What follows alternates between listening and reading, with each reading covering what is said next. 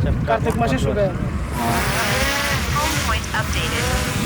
তারপর আপনার মানে যখন শীতকাল থাকে তখন এই জায়গায় আমরা, এটা হচ্ছে তো মানে এই পুরো বাংলাদেশের সবচেয়ে বড় গোচরণ ভূমি বলে এটাকে, মানে তো এইখানে আসলে মানে ওই শীতের ভিতরে কেমন, মানে আসলে এই জিনিসটা কি আসলে ওরকম গরু হয় বা গরু আসলে? গরু এখানে গরুর জন্যই এগুলা।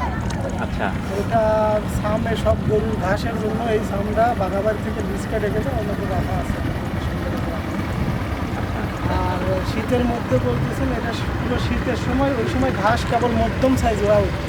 আচ্ছা শীতের মধ্যে থেকেই গরু খাওয়ান ধরে দেবে এই ঘাসগুলা, তখন একদম পানি আষাঢ় মাস পর্যন্ত একদম এই ঘাসের পর আষাঢ় মাস পরে আবার এরকম পানি হয় তখন এরকম পানি হবে। জলবদ্ধ কিন্তু থাকে। কিছু কিছু আছে যেগুলো ধানের চাষ করে।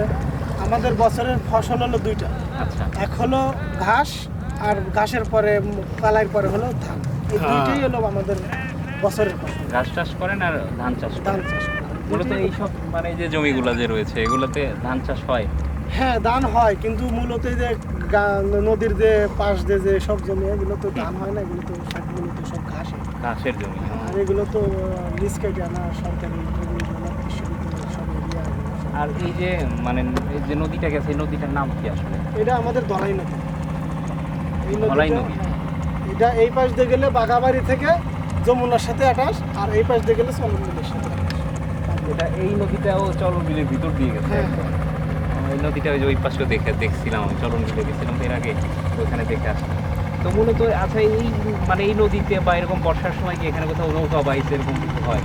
আমাদের এইখানে নৌকা বাইজ নিয়েই আমাদের এই এলাকা সাদাতপুর থানা এই এলাকাটা খুব মার্জিত ছিল, কিন্তু আচ্ছা। বর্তমান ইদানিং যে কোনো পরিস্থিতির কারণে আমাদের নৌকা বাইজটা খুব সীমিতর দিকে চলে আসছে। কিন্তু নৌকা বাইচ হয়? নৌকা বাস হয়, একবারে হয় না তা না, হয়, কিন্তু আগে অনেক জায়গায় দিত। নৌকা বাইচ আমাদের রেশমবাড়ি গ্রামে দিত, রাউতারায় দিত, মানে আশেপাশে আপনার সরাতুলে এদিকে দিত, বাঘাবাড়িতে দিত। কিন্তু এখন দেখা যায় কোনো একটা পরিস্থিতির কারণে কিছু কিছু জায়গায় হয় না, কিছু কিছু জায়গায় হয়।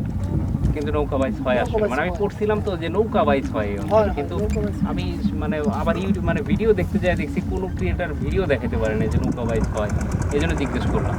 আর মাছ কেমন হয় এখানে এই সময়টাতে? মাছ বলতে আপনার আমাদের এইখানে যে রাউতরার বাঁধটা আছে, সুইট কেটে এই বাঁধটা যদি ভাঙে তাহলে মাছটা খুব পর্যাপ্ত পরিমাণ মাছ পাওয়া মানুষ যায়। জেলেরা পায়। কিন্তু এখনো পর্যন্ত আষাঢ় মাস শেষ হয়ে গেছে, এখন পর্যন্ত বাঁধ ভাঙে না। পানি নাই। এতদিনে তো পানি হয়ে যাওয়ার কথা। এই পাশে পানি নেই, যতটুকু যে বৃষ্টির পানি আর ওই আপনার উল্লাপাড়া এদিক থেকে একটু আসছিল, এই দিয়ে এই আমাদের এখানে প্রায় মধ্যম বর্ষার সিজন আর কি। হুম।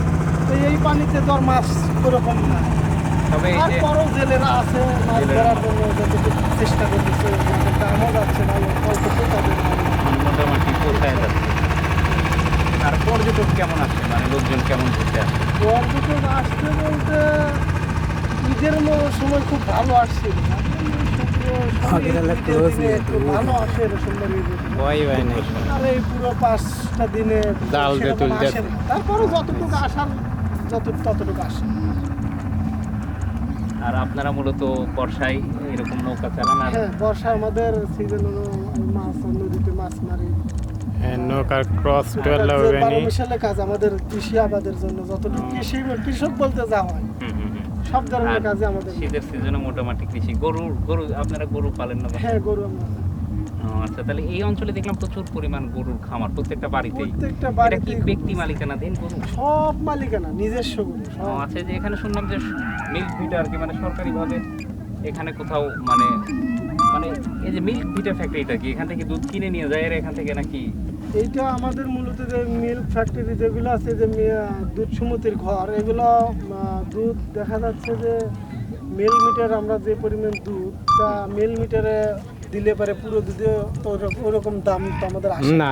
কিছু কিছু দুধ সেল করা লাগে আমাদের ঘোষের মাধ্যমে, আচ্ছা। যেখান থেকে আমাদের পোষায় আসে। পোষাবে। মানে খাদ্যের দাম বেশি, সব কিছুর দাম এখন তো বেশি, খাদ্যের এই দাম কারণে মিল্ক বিটাই দিলে তো আমার সম্পূর্ণ দুধের যতটুকু চাওয়া ততটুকু তো পাওয়া যায় না।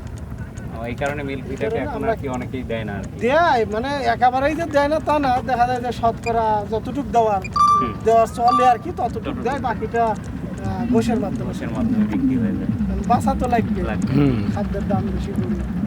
তো গরু মানে গবাদি পশুর এই পালনটা কি কমে যাচ্ছে দিনকে দিন নাকি মানে পশুপালনটা এটা বাড়ছে? মনে করেন যেসব ছোট ছোট গৃহস্থ এদেরকে বাঁচার কোনো উপায় নাই, ও, খাদ্যের দাম আমাদের বেশি, ড্রোন দুধের কোয়ানে। দাম কম, ওরা হ্যাঁ। অন্যরকম জামলে ঠিক আছে। যা কিছু লোক আমার কিছু লোক বকও দেখা খেলে। যাচ্ছে যে গরু বাছুর বিক্রি করে দিয়ে আগে বিক্রি করে আগেটা দিচ্ছে। ক্লোজ নেই। দুধের দাম নাই, গরু বাছুর বিক্রি করে দিয়ে অন্য অন্য এক ধান্দায় ঘুরতেছে। অন্য পেশার যে দিকে আমাদের বাড়িতেই গরু ছিল, দুনিয়ার গরু ছিল, এখন গরু বাছুর দেখা যাচ্ছে যে নাই বলা চলে। গরুর মানে এই পেশা থেকে মানুষ এখন বের হয়ে আসছে বের হয়ে আসতেছে না, রেশম বাড়ির লোক কখনো বের হবে না। মানে এদের যতক্ষণ শরীরে রক্ত আছে গরুরই। ততক্ষণ এই গরু শেষ দেখে ছাড়বে, কিন্তু হ্যাঁ মানে হ্যাঁ, এইটা কষ্টে একটা আছে। ছবি তোলো, ছবি ওরা গরু খাদ্য নিয়ে সবকিছু মিলে কষ্ট আছে।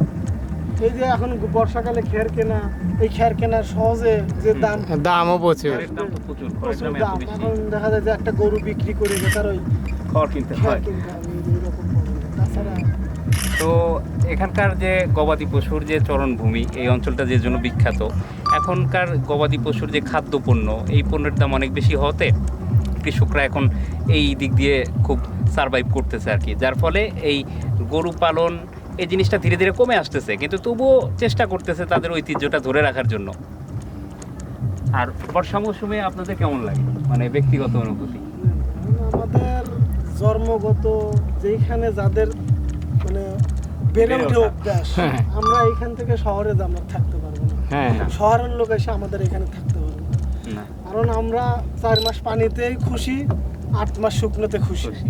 আমাদের যেটা জন্ম থেকে আমরা পায়ে আসতেছি, আমাদের এটাতে আমরা সন্তুষ্ট, যেভাবে হোক আমরা বেঁচে থাকি। আচ্ছা, এখানে যদি কেউ থাকতে চায়, থাকার মতো তো ব্যবস্থা নাই না? ধরেন কেউ যেরকম আসলো থাকা ঘুরতে, বলতে বুঝলাম। মানে ধরেন আমরাই ধরেন চাইলাম যে আজকের রাতটা এখানে থাকবো, সকালে চলে কেউ যাবো। ঘুরতে আসলো, বলতে কি আমাদের গ্রামে এইরকম থাকা বলতে যদি আত্মীয় স্বজন থাকে, কারণ কিন্তু এরকম কোনো এইভাবে একটা থাকার ইয়ে আছে, ওয়ে হ্যাঁ। আছে, কারণ ওই অপরিচিত কাউকে এরকম ভাবে আবাসিক হোটেল টোটেল না। আবাসিক না, আর আবাসিক। গেলে আমাদের একটু উজনে যেতে হবে শাহজাদপুর থানার দিকে। ভিতরে যায়, মানে আমাদের আশেপাশে শহরে গেলে আবাসিক হোটেলের অভাব নেই। আশেপাশে এখানে যদি থাকে। কেউ পর্যটক ঘুরতে আসতে চায় তাহলে তাদের রাত্রি যাপন করতে হলে শাহজাদপুর উপজেলা শহরে যেতে হবে। এই অঞ্চলে কোনো আবাসিক হোটেল নেই।